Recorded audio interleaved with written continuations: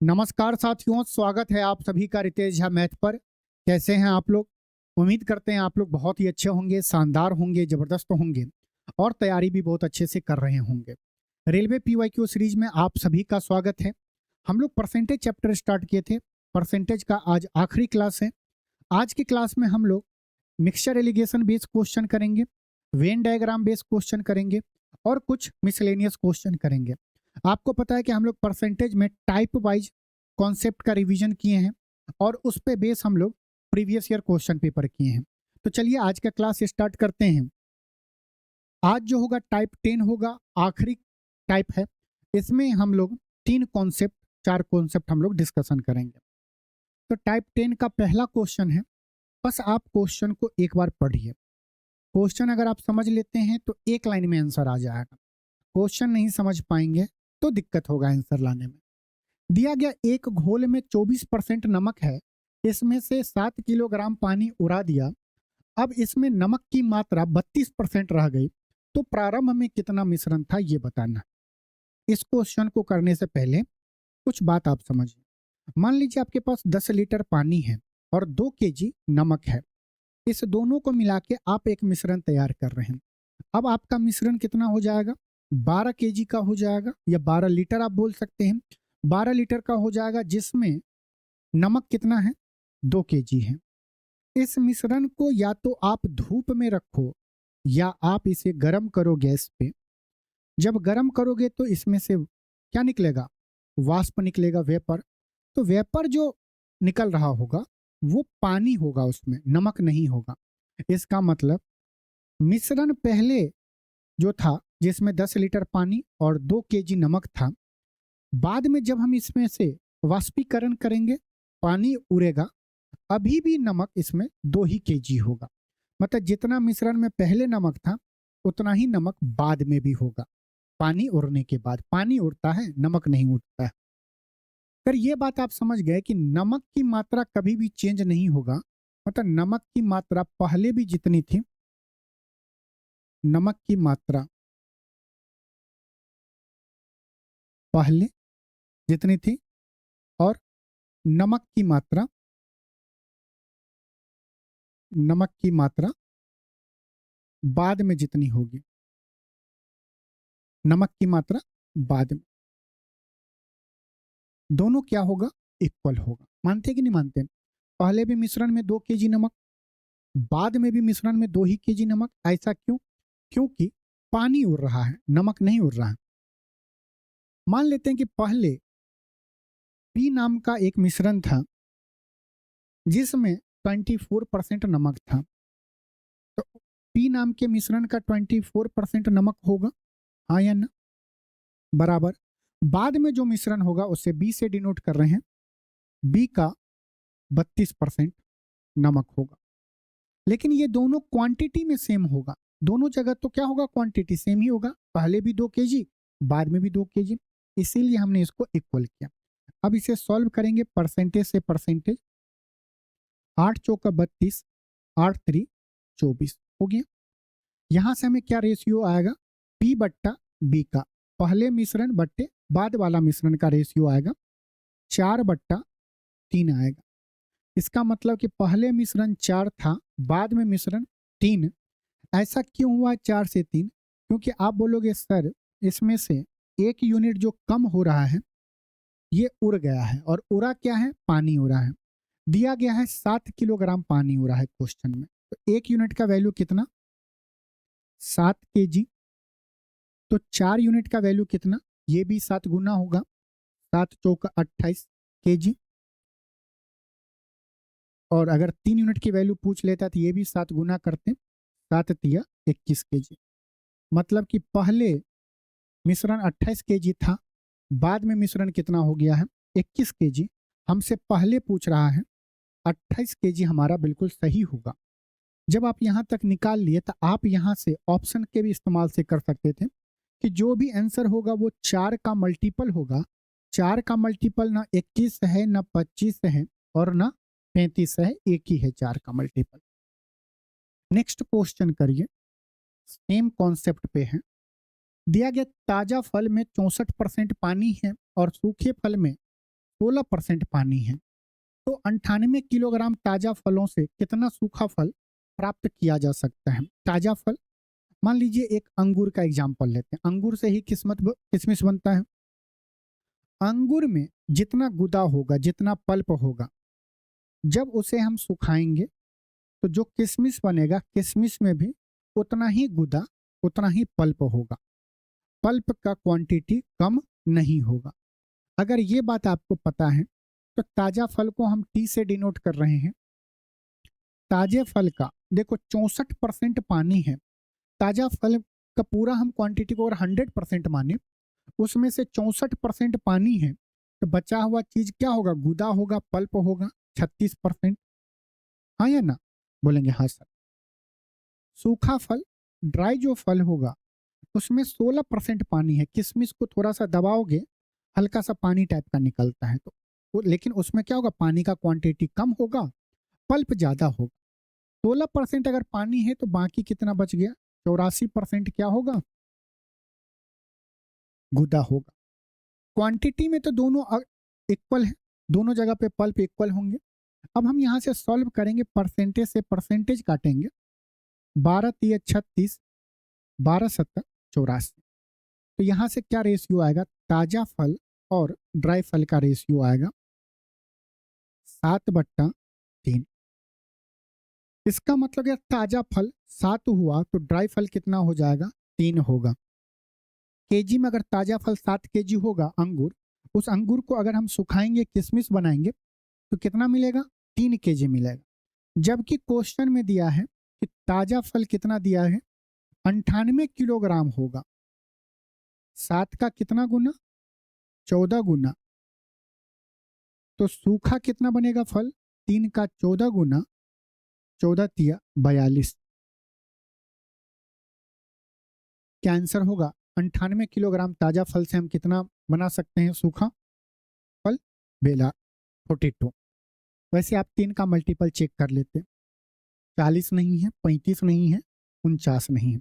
Exam में पूरा solve करना नहीं, 2 ऑप्शन होता तब सोचते, नहीं होगा तो हम टिक लगा के आगे बढ़ जाए। क्वेश्चन नंबर 83 है।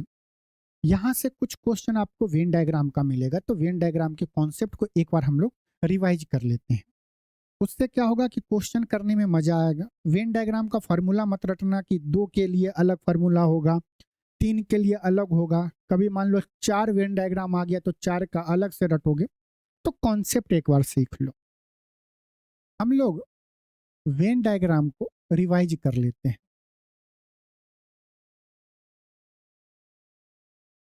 ठीक है? देखो वेन डायग्राम आपको किस टाइप के क्वेश्चन मिलेंगे, कॉपी पेन नीचे रखो, बस समझो इस चीज को। इसका पीडीएफ आपको मिल जाएगा टेलीग्राम पे। जैसे दे दे कोई पार्टी फंक्शन हो रहा है, उसमें हमें ये पता है कि चाय कॉफी पीने वाले की संख्या, हमें कुछ ना कुछ ऐसा, क्योंकि बजट भी बनाना है पड़ेगा, उसके लिए हमें ये पता करना पड़ेगा कि कितना लोग चाय पी रहा है, कितना लोग कॉफी पी रहा है। इस टाइप का चीज हम लोगों को पहले डाटा मिलना चाहिए। मान लेते हैं टोटल टी एंड कॉफी पीने वाले लोग कितने हैं? 500 एग्जाम्पल के तौर पे। और परसेंटेज पढ़ रहे हैं तो इसे हम लोग 100% मान लेते हैं। मतलब टोटल संख्या को हम लोग क्या मान लेते हैं? 100% मान लिया। अब इसमें आपको और भी चीज पता होगा, क्वेश्चन में डाटा और भी आपको दिया रहेगा। मान लेते हैं जो चाय पीने वाले लोग हैं वो कितना है? 40%। चाय पीने वाले लोग 40% हैं। कॉफी पीने वाले लोग कितने हैं? मान लो 50% हैं। और ऐसे लोग बोथ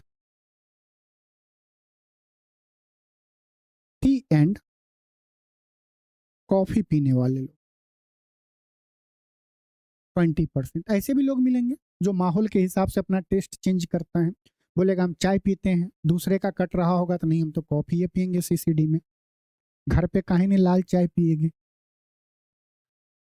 तो हम इस क्वेश्चन को हम लोग वेन डायग्राम के हिसाब से बनाते हैं। देखो आराम से हम लोग एक बनाते हैं स्क्वायर। ये स्क्वायर बना लिया। ठीक है।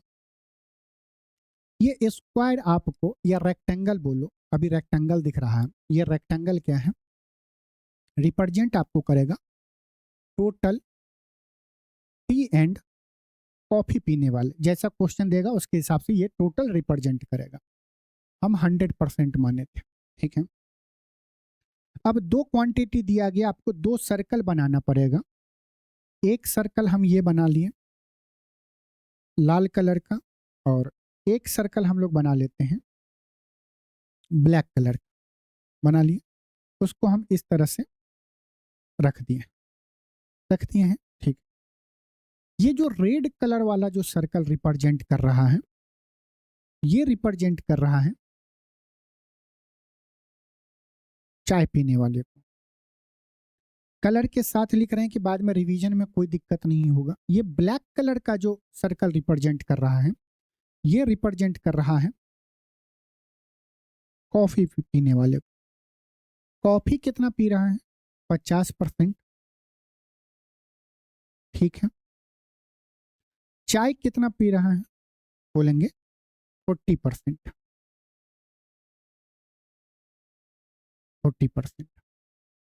और बोथ टी एंड कॉफी पीने वाला, ऐसे लोग जो चाय भी पी रहे हैं और कॉफी भी पी रहे हैं, उसे हम लोग कहाँ रिप्रेजेंट करेंगे। तो उसके बारे में अब हम लोग कुछ और चीज जानते हैं। ये जो आपको ब्लू कलर वाला जो पार्ट है, ये पार्ट रिप्रेजेंट कर रहा है कि ऐसे लोग जो चाय भी पी रहे हैं और कॉफी भी पी रहे हैं। तो ब्लू पार्ट हमारा क्या रिप्रेजेंट कर रहा है, ब्लू पार्ट हमारा जो रिप्रेजेंट कर रहा है ब्लू कलर से, बोथ टी एंड कॉफी पीने वाले कितने, 20%। बोथ टी एंड कॉफी पीने वाले 20%। ये जो आपको रेड कलर का पार्ट शो कर रहा है, ये शो कर रहा है ओनली चाय पीने वाला। ये पूरा सर्कल जो है रेड कलर का, वो शो कर रहा है चाय पीने वाला। और ऐसे भी हैं कि जो लोग चाय पी रहे हैं वो कभी कभार माहौल बन जाए तो कॉफी भी पी सकते हैं। पूरा सर्कल चाय का है, चाय में कुछ आदमी चाय के साथ कॉफी भी पी रहे हैं, जो हमने यहाँ पर रिप्रेजेंट किया। ये जो पार्ट बच गया है रेड वाला, ये जो पार्ट बच गया है रेड वाला, वो क्या रिप्रेजेंट कर रहा है, ओनली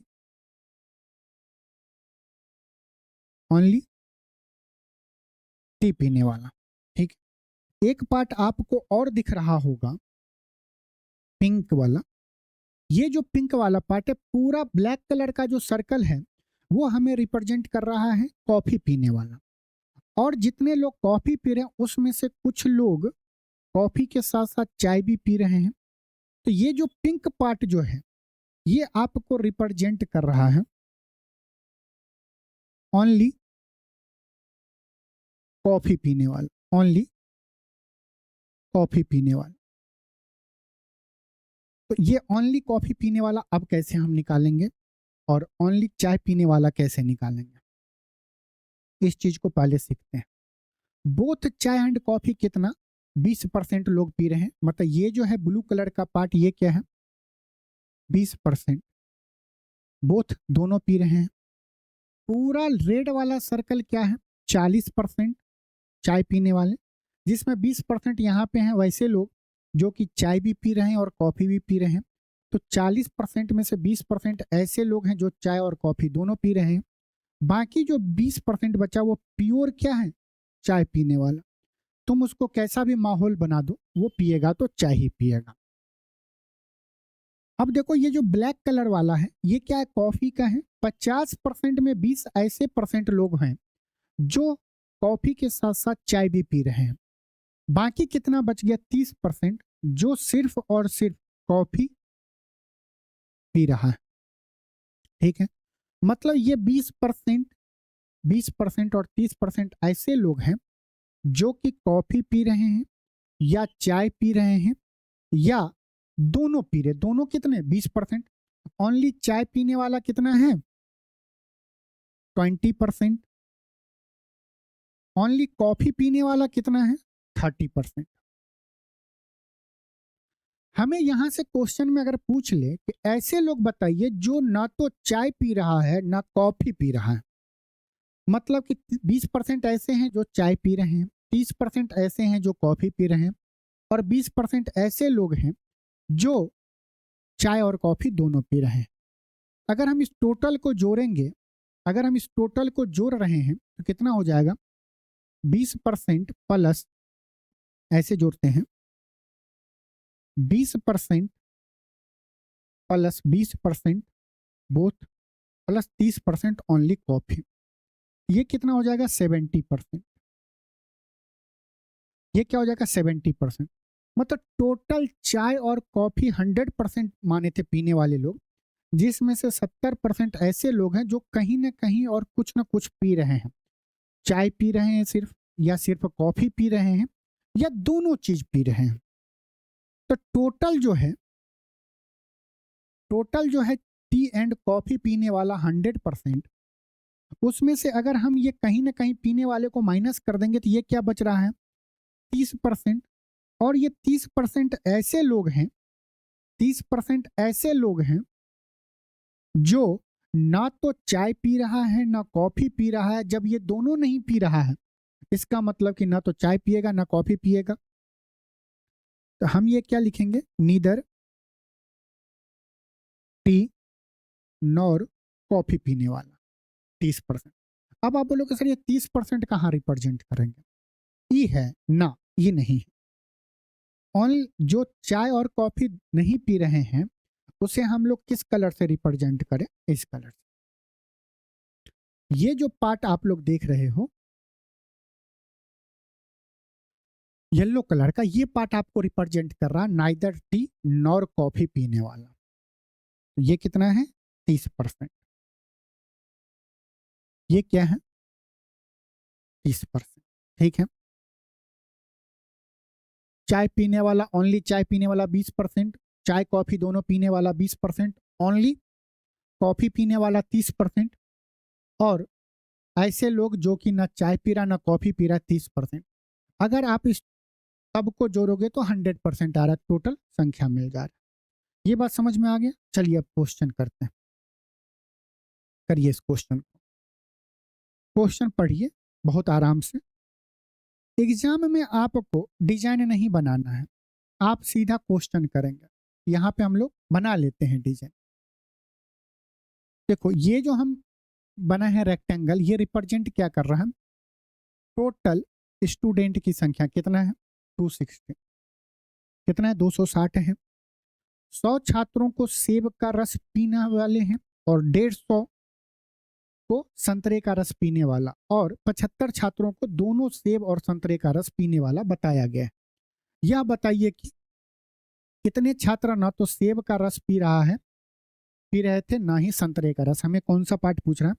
हमसे ये येलोस वाला पार्ट पूछ रहा है। ऑरेंज बोल सकते हैं, गिरवा बोल सकते हैं। तो हमें ये वाला पार्ट निकालना। कैसे निकालेंगे? आराम से।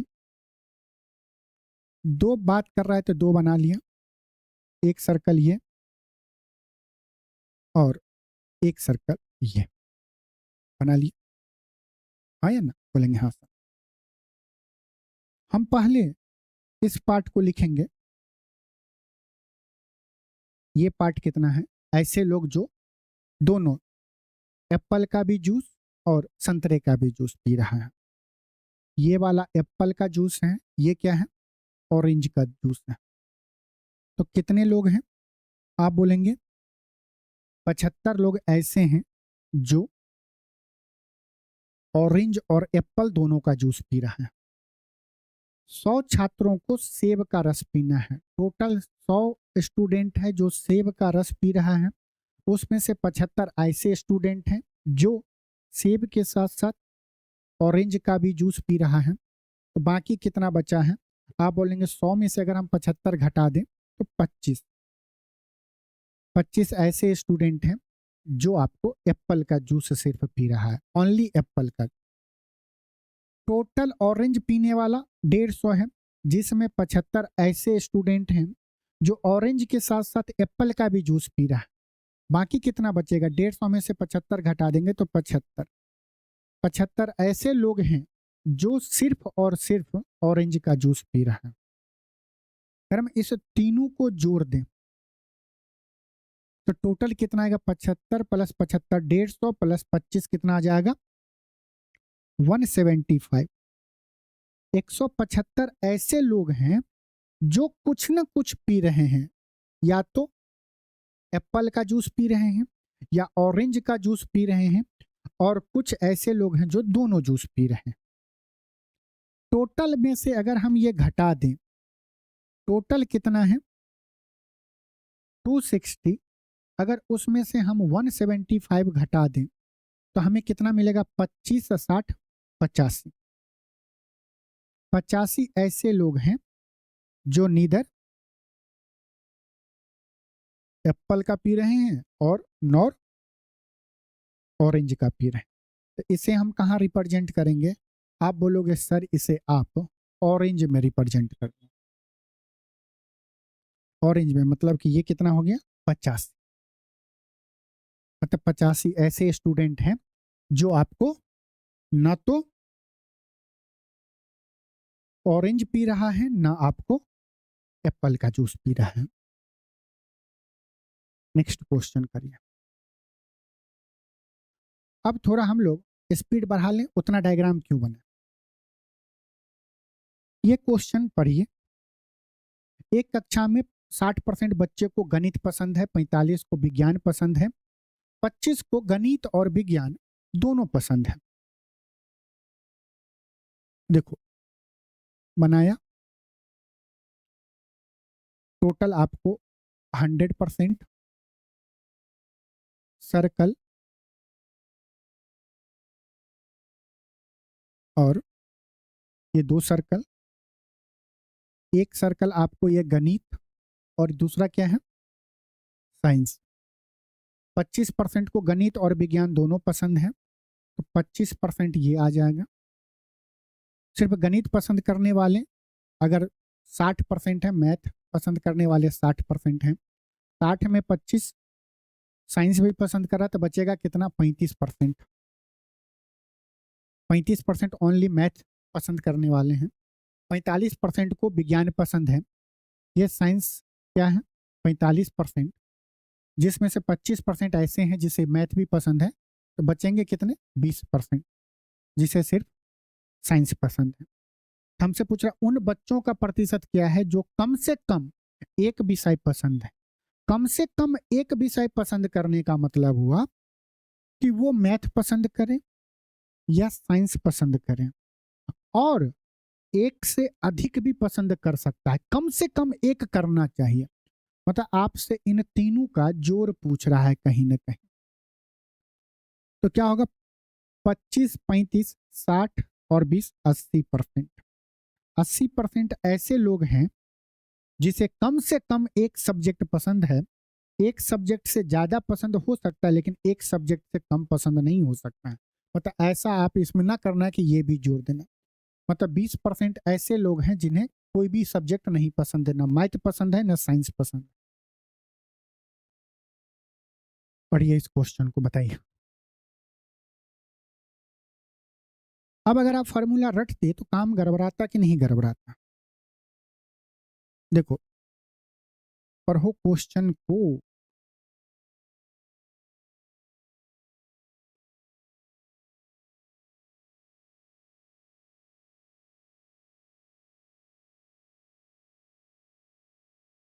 और एक ये,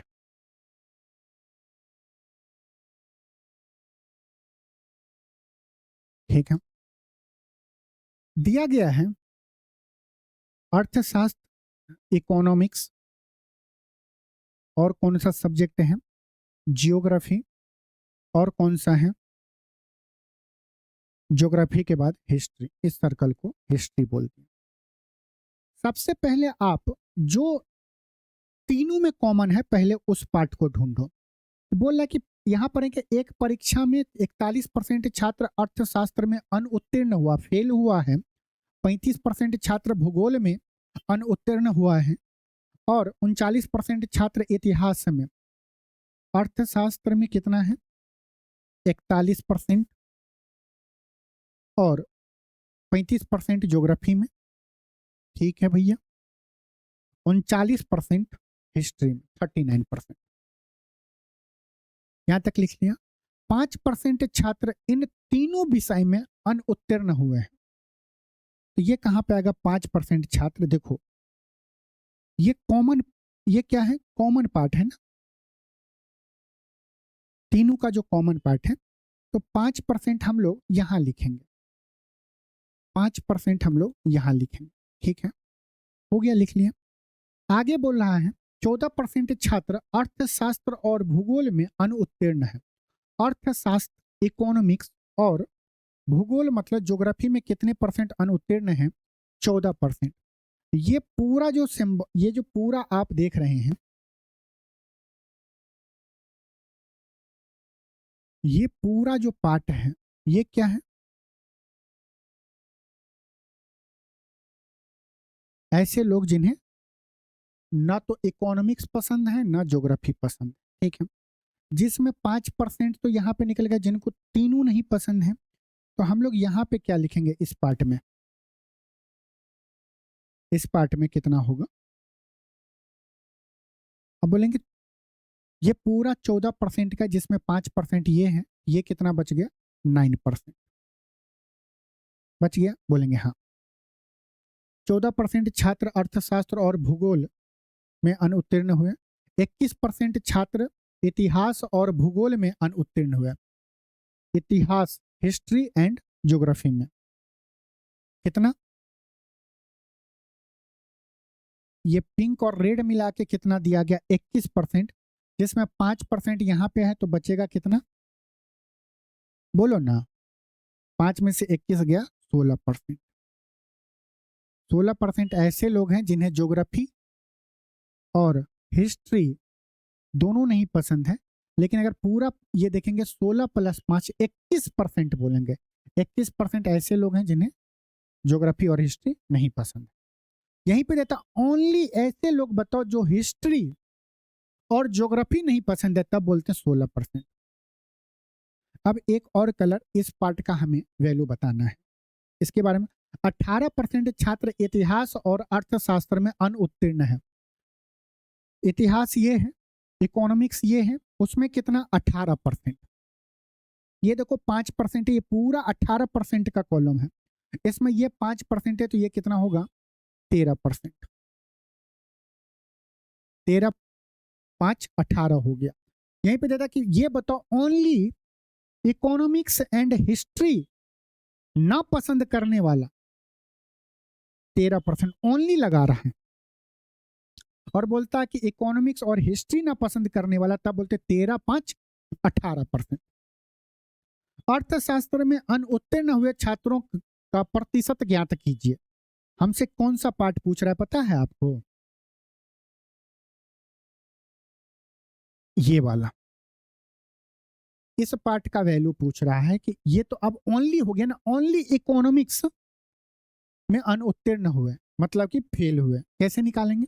बोलेंगे 41 में से, ये पूरा तो 41 का है, उसमें से 9 5 14, 14 13 27। 41 में से अगर हम 27 घटा देंगे तो कितना बचेगा? 7 3 10, 11 3 14%। मतलब ओनली 14% ऐसे स्टूडेंट हैं जिन्हें इकोनॉमिक्स नहीं पसंद है। हमसे ये बात पूछा है 14%। ऑप्शन कौन सा सही? सी सही है। अगर हमसे ओनली ज्योग्राफी पूछता तो हम इस पार्ट के बारे में निकालते, इस पार्ट के बारे में। ओनली अगर हिस्ट्री पूछता तो ये निकालते। ठीक है, उम्मीद करते हैं समझ में आया। चलिए नेक्स्ट क्वेश्चन पे आइए। Question number 86। बोलो, पढ़ो क्वेश्चन। एक परीक्षा में 80% छात्र भौतिक विज्ञान में, 70% छात्र रासायनिक विज्ञान में उत्तीर्ण, जबकि इतना नहीं 15% छात्र दोनों ही विषय में अनुत्तीर्ण हुए। यदि 325 छात्र दोनों विषयों में उत्तीर्ण हुए हैं तो परीक्षा में भाग लेने वाले छात्रों की कुल संख्या बताओ। कैसे करेंगे? आप बोलोगे सर देखो, एक तो सबसे पहले हम बनाएंगे एक रेक्टेंगल बना लें। ये पूरा रिप्रेजेंट कर रहा है टोटल पासिंग स्टूडेंट 100%। ठीक है, बोलेंगे हाँ। फिर जल्दी से दो हम लोग सर्कल बना लिए, दो हम लोग क्या किए, सर्कल बना लिए, बन गया, बोलेंगे हाँ। अब ये सर्कल क्या क्या रिप्रेजेंट कर रहा है, एक ये जो सर्कल है ये रिप्रेजेंट कर रहा है फिजिक्स का। 80% स्टूडेंट फिजिक्स में क्या हो रहे हैं, पास हो रहे हैं। ये सर्कल हमारा रिप्रेजेंट कर रहा है केमिस्ट्री का, कितना, 70%। और 15% छात्र दोनों ही विषय में उत्तीर्ण नहीं हुए हैं। तो 15% कहाँ रिप्रेजेंट कर रहा है, बोलो ना। आप बोलोगे सर ये जो 15% छात्र हैं ये इसको रिप्रेजेंट कर रहा है, रेड कलर वाले 15% छात्र क्या है, दोनों ही विषय में उत्तीर्ण नहीं हुए हैं। अब तो 100% स्टूडेंट हैं, जिसमें 15% स्टूडेंट पास नहीं हुआ, तो कितने परसेंट स्टूडेंट पास हुआ है, बोलेंगे 100 में से अगर हम 15% घटा दें तो हमें ये निकल जाएगा कि पास स्टूडेंट कितना, 85%। 100 में से 15%। ये पास स्टूडेंट कैसे आता था, बोलते थे only P, both physics and chemistry में पास और ओनली केमिस्ट्री में पास वाले स्टूडेंट को जोड़ के, जो कि आपको दे दिया गया है 85% दे दिया है। और क्वेश्चन में देखिए क्या दिया है, 325 छात्र दोनों विषय में उत्तीर्ण हुए, मतलब कि दोनों विषय ये हैं, दोनों विषय हमारा ये है। इसके बारे में तो हमें इंफॉर्मेशन नहीं है, तो कैसे निकालेंगे, बोलो ना। इसके लिए थोड़ा सा आप पीछे आओ, जो हम लोग अभी यहाँ पे सीखे थे, जो हम लोग सीखे थे कि ये इससे हम क्या निकाले थे, तो टोटल चाय और कॉफी पीने वाले की संख्या निकाल रहे थे 20%, 20%, 30%, जिसमें क्या था, चाय पीने वाले, कॉफी पीने वाले, प्लस हमने चाय और कॉफी दोनों पीने वाले की संख्या निकाल ले रहे थे। इसी को आप दूसरे तरीके से भी निकाल सकते हो। वो कैसे निकालोगे, देखो जब हमें ये निकालो कि टोटल लोगों की संख्या बताओ जो कुछ ना कुछ पी रहे हैं, तो हम दूसरा तरीका ऐसे भी निकाल सकते हैं। टोटल निकालने का संख्या, जो आपको टी जितने परसेंट पी रहे हैं उसे जोड़ो, जितना कॉफी पी रहा है उसे जोड़ो 50%, और उसमें से माइनस कर दो बोथ, जो मतलब कि ये वाले पार्ट को माइनस कर दो, जो चाय और कॉफी दोनों पी रहा है, कितना है 20%।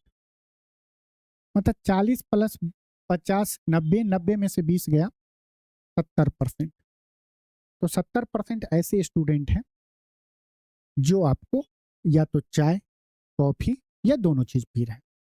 अगर ये बात आपको पता होता तो आप इस क्वेश्चन को बहुत आसानी से कर लेते हैं।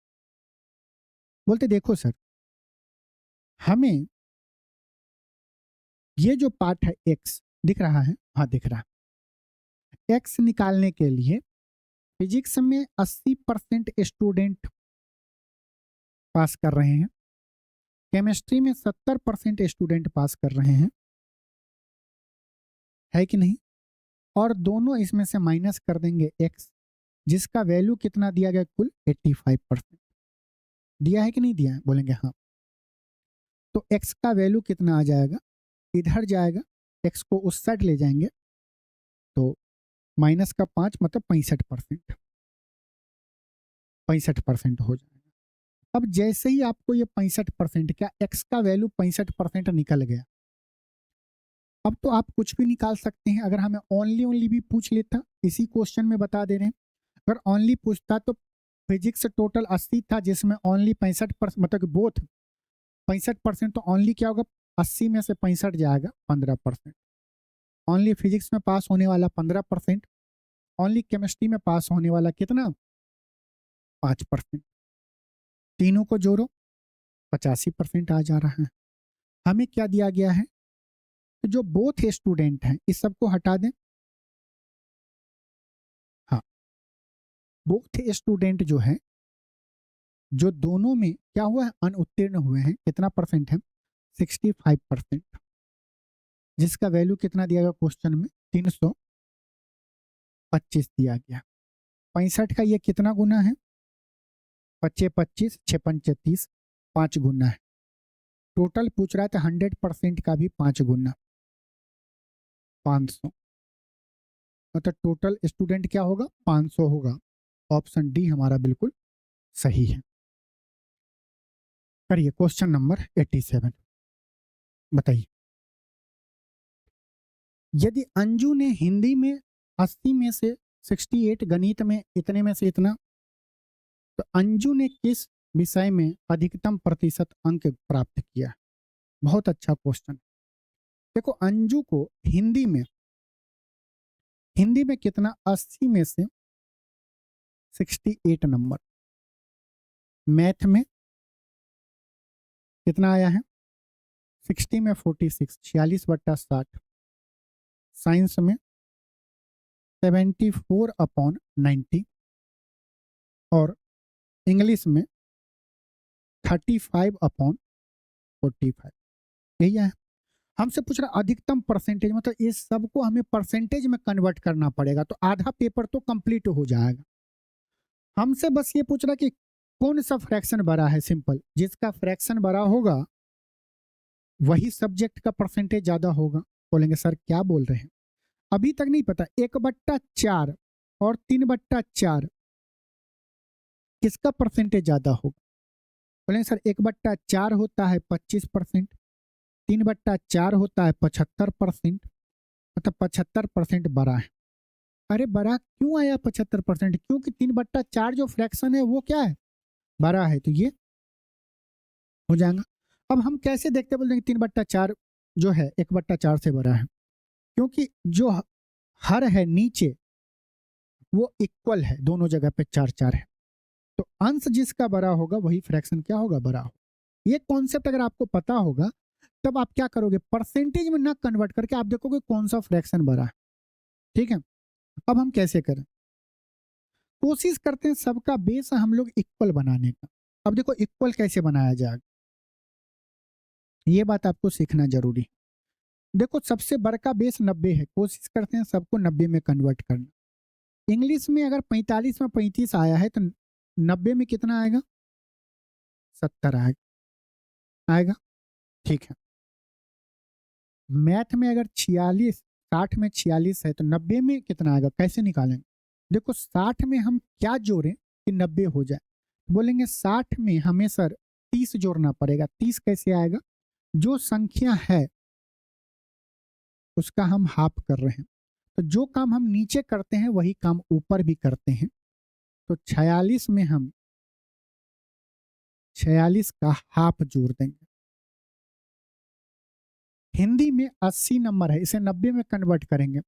80 में हम कितना जोड़े कि 90, तो बोलेंगे 10। 10 कैसे आएगा, बोलेंगे 80 का 1/8 करेंगे, तो ऊपर भी 68 प्लस 68 का 1/8, यही करेंगे। अब सबका बेस तो सेम है, आधार तो सेम है, हर सेम है, अंश जिसका बड़ा होगा वही हमारा फ्रैक्शन बड़ा होगा। बोलो हाँ या ना। अब देखो इतना देखने से तो आप क्वेश्चन एलिमिनेट कर दोगे। बोले कि देखो मैथ का आप अगर निकालोगे तो देखो इंग्लिश तो होगा नहीं, क्योंकि 70 से बढ़कर 74 है, तो ये कट गया। आसान वाला देखो, मैथ में कितना है, 46 प्लस 46 का आधा 23, तो ये क्या हो जाएगा 69/90। ये भी नहीं होगा, मैथ भी नहीं होगा, क्योंकि हमें तो सबसे बड़का पूछ रहे थे, सबसे बड़का फ्रैक्शन ढूंढना है। मतलब मैथ और इंग्लिश तो हमारा ऑप्शन में कतई नहीं होगा। अब या तो हिंदी होगा, नहीं तो साइंस तो होगा। तो उसे कैसे निकालेंगे, सॉल्व कर लो ना। नीचे तो 90 हो गया, 68 का 1/8 काटेंगे, 8 8 64, 8 हो गया, 4 बच्चा 4/8 मतलब कि 1/2, तो 0.5, 68 प्लस 8.5 76.5, हिंदी 90 में 76.5, साइंस 90 में 74। कौन वर्ग का? हिंदी, परसेंटेज उसमें ज्यादा है। आइए क्वेश्चन नंबर 88 करिए, बताइए क्या होगा आंसर। देखिए, एक फैक्ट्री में बनने वाले खिलौने में 20% दोषपूर्ण थे और शेष खिलौने में से 25% खिलौने क्षतिग्रस्त थे। मूल संख्या कितनी थी? बहुत आसान क्वेश्चन है ये, आपके लिए होमवर्क करके जरूर बताना, बहुत ही आसान क्वेश्चन है। पता नहीं इस टाइप में कैसे दे दिया, मिसलेनियस के नाम पे दे दिया होगा। बढ़िया। विकास अपने वेतन का 80% खर्च कर देता है, उसके वेतन में 25% की वृद्धि हुई और उसके व्यय में 15% की वृद्धि हुई, उसकी बचत में कितनी प्रतिशत की वृद्धि होगी, ये बताओ। देखो, इस क्वेश्चन को हम लोग इनकम एक्सपेंडिचर सेविंग वाले टाइप में किए थे, लेकिन अब हम लोग ये क्वेश्चन को कोशिश करेंगे एलिगेशन से करना, जिससे हमारा टाइम बचेगा। एग्जाम में टारगेट होता है कम समय में कम कैलकुलेशन में आंसर लाना। एग्जामिनर को तो बस सही आंसर से मतलब है ना, आप सही आंसर आप ज्यादा टाइम में लेके आओ या कम समय में लेके आओ। कम समय में लेके आओगे, टाइम बचेगा तो दूसरा क्वेश्चन करोगे। तो हम इस कॉन्सेप्ट को रिवाइज कर लेते हैं। डिटेल जानना हो तो आप यूट्यूब पे सर्च करना, mixture alligation by Ritesh Jha sir, मिल जाएगा आपको। तो रिवीजन कर रहे हैं, बहुत सारे को पता होगा। मान लो x kg चावल है, जिसे हम मान लो p रुपया पर केजी के रेट से बेच रहे हैं, और वहीं पे एक चावल है y kg को हम q रुपीज पर केजी के रेट से बेच रहे हैं। ठीक है, हमसे कोई बोल रहा है कि तुम ये बताओ, तुम अलग अलग बेच रहे हो, तुम्हें रेट पता चल गया, तो तुम एवरेज औसतन पर केजी रेट क्या है। हमसे वो ये पूछ रहा है कि अगर तुम x kg और y kg चावल को जोड़ लो तो एवरेज तुम्हारा क्या रेट है बेचने का। मान लेते हैं x और y kg चावल को हम लोग अगर जोड़ के कैलकुलेट करके निकालेंगे तो वो s रुपया पर केजी का रेट आएगा, मान लेते हैं। तो ये रेट s का वैल्यू कैसे निकलेगा? अब देखो, आपको यहाँ पे x पता है, p पता है, y पता है, q पता है, s का वैल्यू आराम से निकाल लेंगे। रेट क्या होगा? Total price upon total quantity. Total price कैसे निकलेगा? x kg को p रुपया पर केजी के रेट से बेच रहे हैं तो x गुने p हो जाएगा, x गुने p प्लस y गुने q।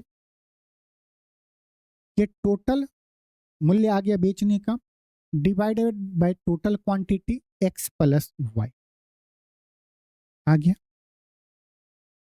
हमें पर केजी का रेट आ जाएगा, एवरेज आ जाएगा। बोलेंगे हाँ सर। तो हम लोग इसी चीज को एलिगेशन से करेंगे तो आसानी होगा।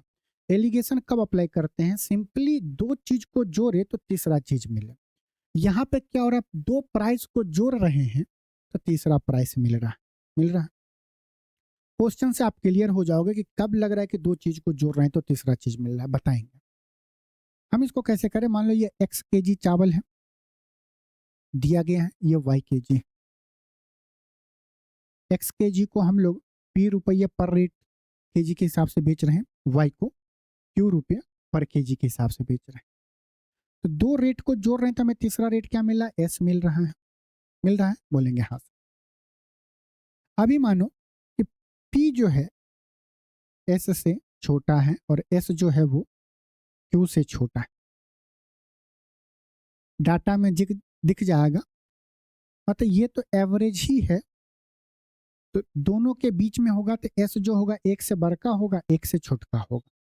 ये इसलिए बता रहे कि हमेशा बड़ा में से छोटा घटाना। जब हम p और s को देख रहे हैं तो s बड़ा है p से, तो मतलब s माइनस हम p करेंगे। इसमें से इसको घटाएंगे तो इसके जस्ट नीचे रखेंगे क्रॉस में, ये क्या होगा? s माइनस p होगा। इसी तरह q और s में देखें तो q बड़का है, s छोटका है, तो q में से अगर हम s को घटाएंगे तो यहाँ पे लिखेंगे q माइनस s होगा। ठीक है, बड़का में से छोटका घटाना। ये जो वैल्यू बता रहा है किसका? ये x kg का रेट, ये YKG का रेट बता रहा है। आपको सॉल्यूशन के लिए आसान करना हो तो आप इसका रेशियो ले लोगे तो क्या होगा, x अनुपात y हो जाएगा। ये वैल्यू किसको रिप्रेजेंट कर रहा है, x अनुपात y को। हम क्या बोलना चाह रहे हैं, अगर आप इसे लिखोगे q माइनस एस बट्टा एस माइनस क्यू बराबर, ये इसको रिप्रेजेंट कर रहा है, ये इसको रिप्रेजेंट कर रहा है, तो ये क्या होगा, x बट्टा y होगा। यहाँ तक में कोई दिक्कत नहीं। और जब आप इसको क्रॉस मल्टीप्लाई करके सॉल्व करोगे और s का वैल्यू निकालोगे तो s जो आएगा आपको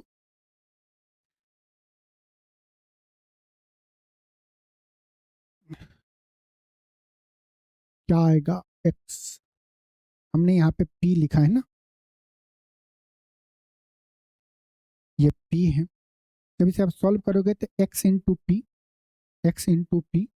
plus y into Q divided by s common ले लेंगे तो x प्लस y, यही बचेगा।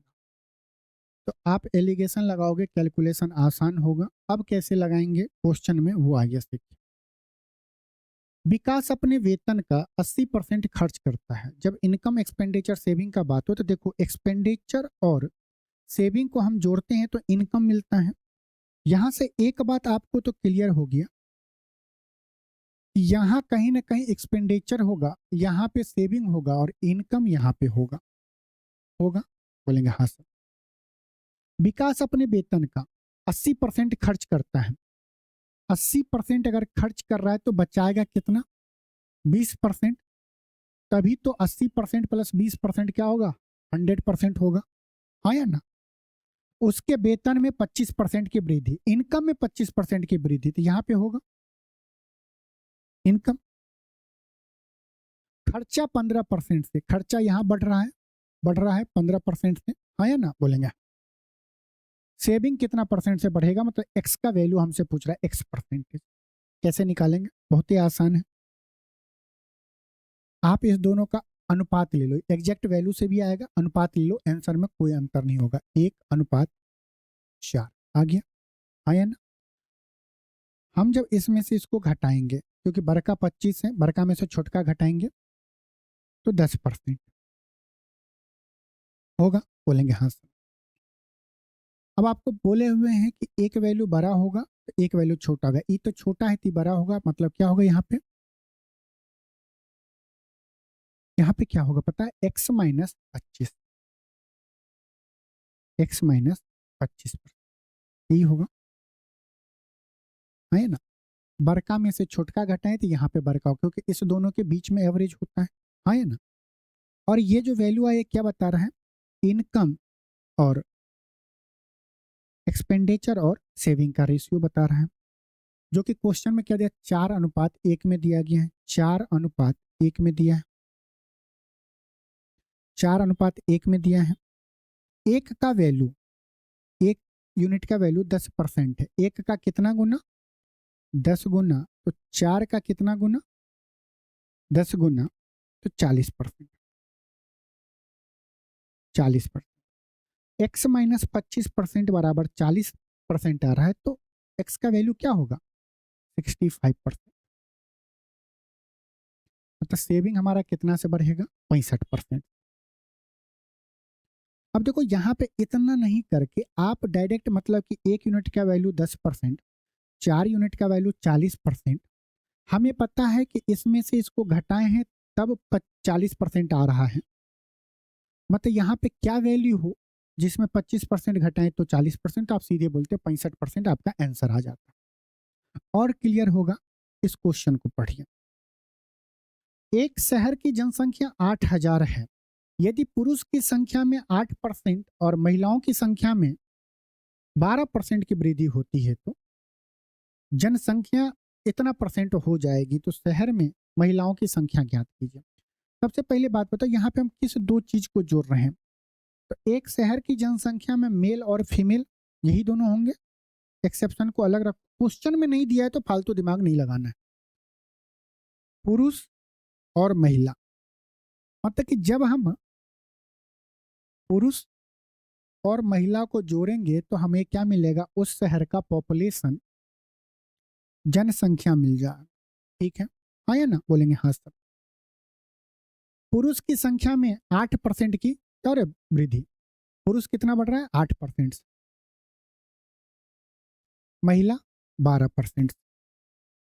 जब पुरुष और महिला 8% और 12% से बढ़ रहा है, टोटल जनसंख्या में कितना ग्रोथ हो रहा है? पहले 8,000 था, पुरुष का 8% बढ़ना और महिला का 12% वृद्धि के कारण अब पॉपुलेशन कितना हो गया, 8,680। कितना अधिक हुआ है? 680 बढ़ा है। कितने पे? पहले 8,000 था। परसेंटेज बताने के लिए 100% से गुना, 2 जीरो से 2 जीरो, 1 जीरो से 1 जीरो, 68/8, अट्ठू अट्ठू 64.5%। इसका मतलब कि पुरुष 8% और महिला 12% अगर बढ़े तो जनसंख्या कितना बढ़ रहा है? 8.5%। 8.5%। हमसे पूछ रहा महिलाओं की संख्या, आसानी से निकाल लेंगे। बड़का में से छोटका घटाएंगे तो ये क्या 8.5 में से 8 घटेगा, यहाँ पे आएगा कितना, 0.5%। बड़का में से छोटका 12 में से 8.5 घटेगा तो 3.5% यहाँ आएगा। इस दोनों का अनुपात लेंगे तो ये क्या होगा, 1:7। ये 7:1 क्या रिप्रेजेंट कर रहा है? 7 पुरुष को और 1 महिला को। इस दोनों को जोड़ेंगे तो ये क्या 8। अगर एक शहर की जनसंख्या में 7 यूनिट पुरुष 1 यूनिट महिला हुई तो टोटल जनसंख्या कितना होगा, 8 यूनिट। जबकि शुरू में शहर की जनसंख्या कितनी, 8,000। 8 यूनिट का वैल्यू 8,000, कितना गुना, 1,000। हमसे महिला पूछा जा रहा है तो 1 यूनिट का भी 1,000 गुना 1,000। आंसर हमारा क्या होगा, 1,000। अगर पुरुष का पूछता तो 7,000, महिला 8,000। करिए क्वेश्चन को, आपको पढ़ के ये देखना पड़ेगा किस दो चीज को जोड़ रहे हैं तो तीसरा चीज मिल रहा है। दो चीज को जिसको जोड़ रहे हैं उसको ऊपर रखो, जिससे रिजल्ट आ रहा है उसको बीच में रखो। किसी फर्म में पुरुष कर्मचारी का औसत वेतन, पुरुष का औसत वेतन कितना है, 52। महिला का औसत वेतन 42 है। सभी कर्मचारी का औसत वेतन, जब इसका इंडिविजुअल को जब जोड़ रहे हैं तो एवरेज निकले, टोटल कर्मचारी का वेतन निकल जाए तो वो यहाँ पे होगा 5,000 होगा। बड़का में से छोटका घटाएंगे तो यहाँ लिखेंगे 200। बड़का में से छोटका घटाएंगे तो यहाँ लिखेंगे 800। अगर इस दोनों का अनुपात लेंगे तो क्या आएगा, 1:4। ये किसका अनुपात आया है, पुरुष और ये क्या है, महिला। पुरुष और महिला इस अनुपात में काम उस फैक्ट्री में कर रहा है। हमसे क्या पूछ रहा है, उस फर्म में पुरुष कर्मचारियों का प्रतिशत कितना है, कितने पुरुष कर्मचारी हैं। पुरुष 4 हैं, महिला 1 है, टोटल कर्मचारी कितना होंगे, 5 होंगे। पुरुष कितना है, 4 है, कितने में से, 5 में से। ये पुरुष का परसेंटेज निकाल रहे हैं, 5 में से 4 पुरुष है, परसेंटेज के लिए 100%। 4/5 का फ्रैक्शन सबको पता है क्या, 80%। ऑप्शन बी हमारा बिल्कुल सही हो। ठीक है, नेक्स्ट क्वेश्चन पर। Question number 92। एक देश में 55% जनसंख्या महिलाएं हैं, 80% पुरुष की जनसंख्या साक्षर हैं। यदि कुल साक्षरता दर इतना है तो महिलाओं में से कितने प्रतिशत साक्षर है, बताइए।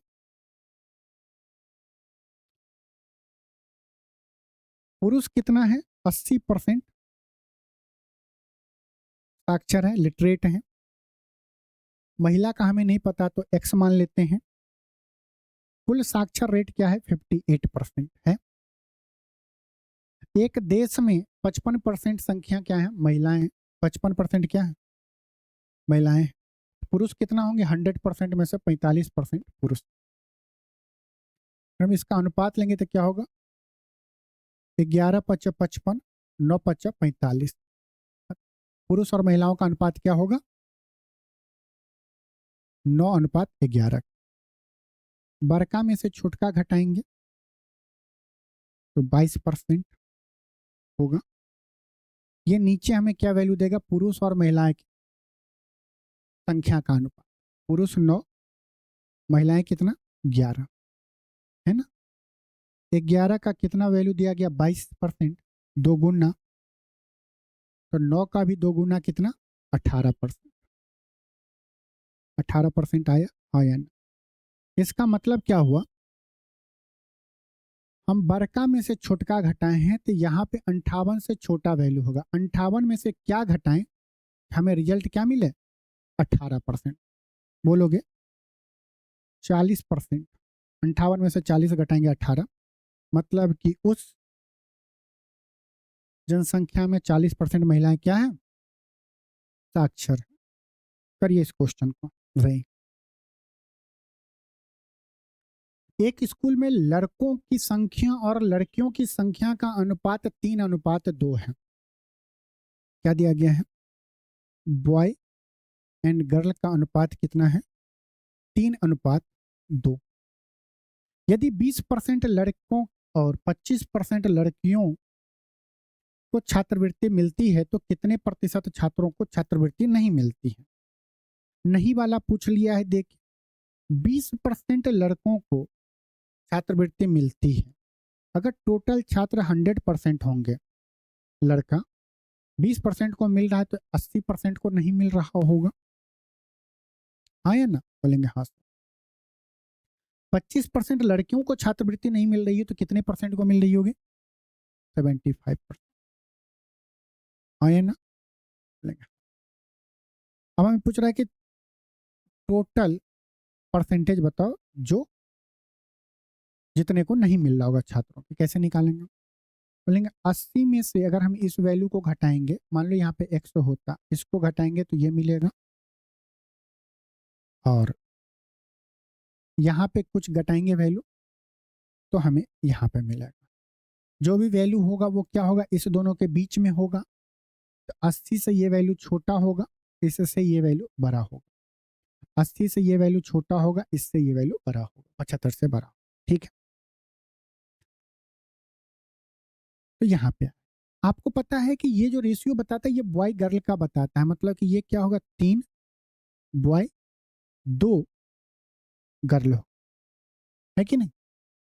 अब ये चीज हम कैसे निकालें? एक तो तरीका है 80 माइनस एक्स करेंगे जिसका वैल्यू 2 है, और x माइनस 75 करेंगे जिसका वैल्यू 3 है। यहां से x का वैल्यू निकाल लेंगे, निकल जाएगा। एक तरीका क्या है, उस चीज को सीखो।